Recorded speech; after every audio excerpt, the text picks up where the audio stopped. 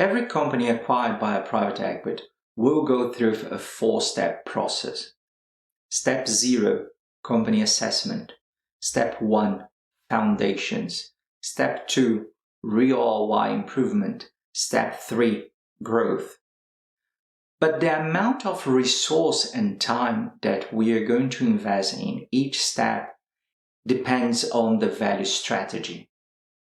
For example, the liquidation play will create most of its potential value from financial engineering in the first step.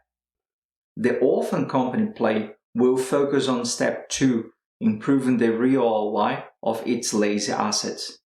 The consolidation and the replicate plays will concentrate their resource on adding new cash systems on step 3.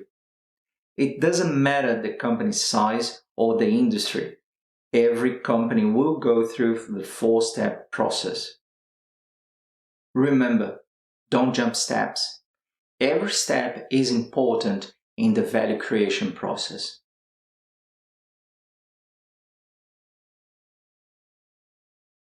A good part of the extraordinary private equity returns is because they invest in what they know how to create a lot of value.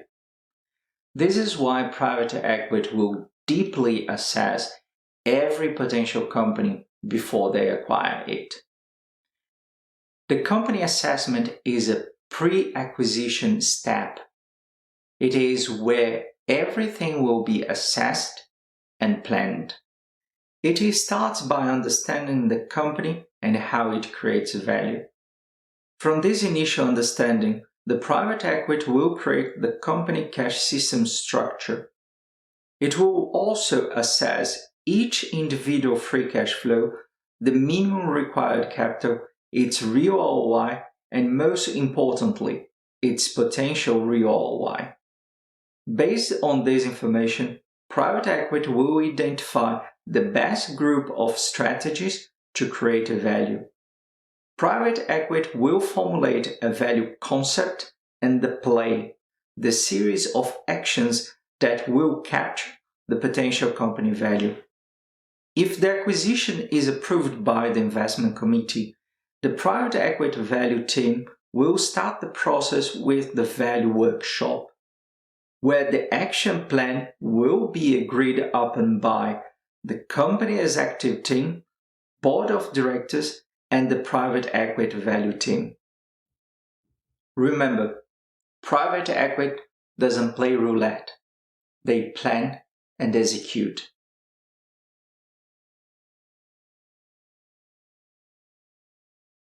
Also known as Strategy 0 or Fixing the House, this step will prepare the company for the capital allocation phase. This step consolidates 3 of the 5 value strategies: reducing company risk, reducing invested capital, and optimizing portfolio.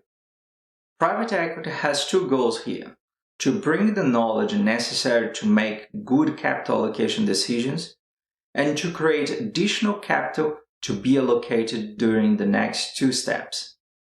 This step starts with the hiring of new personnel. When necessary, the private equity will hire a new CEO, new CFO, new COO, new chairperson, new company secretary, and additional company directors. It will all depend on how much expertise and experience the company decision makers have. Once the new personnel is in place, the private equity will assess opportunities to reduce working capital and inventory, sell non-strategic assets, sell and lease back core assets, divest sinkholes and low real ROI business units, renegotiate debt structure, and re-leverage the company. All those initiatives will create additional capital to be allocated, improve real ROI, and reduce invested capital. It will create value by itself, but more importantly, it will help the value creation during the next 2 steps. Remember, every value creation process starts with the right people and the right group of assets.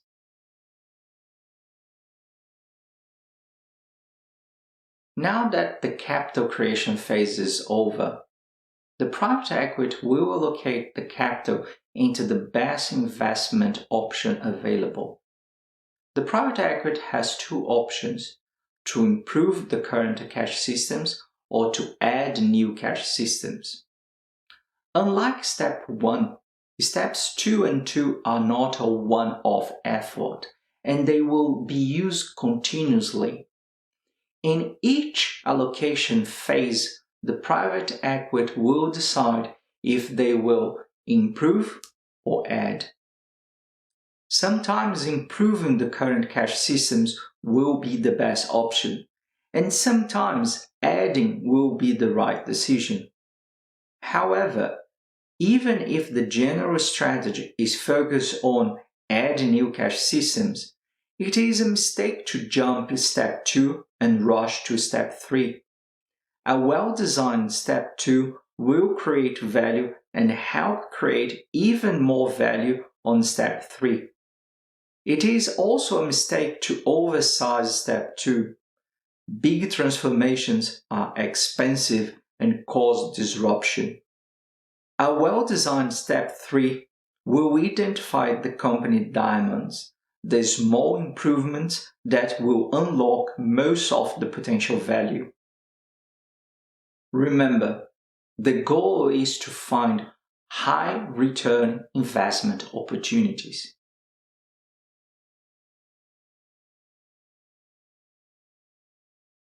It is a common mistake, even to company directors of listed companies, to think that opening new stores or buying competitors will always create value.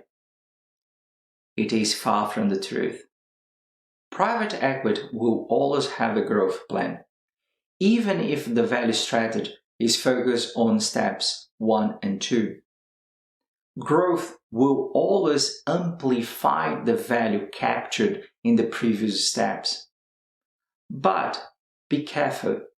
Growth for the wrong reasons can be catastrophic for the company. Organic growth by creating new cash systems can be a valid strategy, but only if the company has a competitive advantage and a well-established cash systems model delivering a great real ROI with proven replicability. Also, the ramp-up curve needs to be short and the market must have spare holding capacity. If all those conditions are fulfilled, organic growth is the chosen strategy, and the private equity will allocate as much capital as possible in the first and second years after acquiring the company. If all those conditions are not fulfilled, the private equity will focus on merger and acquisition. It is important to highlight that from the private equity perspective, synergies and economies of scale are not enough to justify an acquisition. Private equity is looking for a situation where 1 + 1 = 5. The key to value creation with merger and acquisition is the knowledge gap. It doesn't matter if the target acquisition has similar or complementary cash systems. It also doesn't matter if the target acquisition has a better or worse real ROI. The only thing that matters is the gap. The difference between the company's cash system's real ROI and the cash system's real ROI of the target company. The value is in the gap. Remember, growth is dangerous. Be careful. First, prepare the company. Then, find the right growth strategy. Well, that is it. But that's not all. Value creation from the private equity perspective is an amazing topic, and I could talk about it for days. I hope I helped you to understand a little bit more about it. And now, go there, create some value. See you next time.